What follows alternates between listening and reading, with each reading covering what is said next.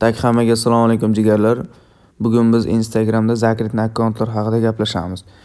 Bu zakritni akkaunt hozir dolzarb muammoga aylanib qoldi.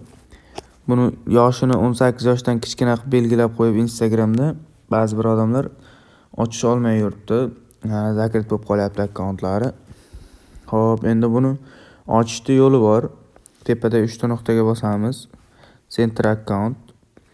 Bu yerda личный informatsiya bor. Shunga bosamizda data rожденияni 2001 qilib qo'yganman, 30-sentyabr.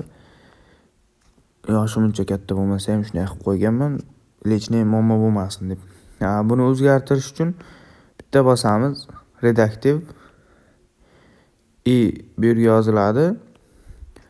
Keyin bitta selfie so'raydi, selfie qilasiz. Agar selfie yozilgan yoshingiz bilan to'g'ri kelsa, masalan 2005 qilib qo'ysangiz, 2005 ga o'xshasa, ya'ni ular tasdiqlasa, o'zgarib qoladi.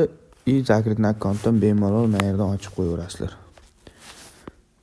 Uni ochishni bilsa kerak hamma. Mana. Shu yerdan ochib qo'yaverasizlar. E'tibor uchun rahmat.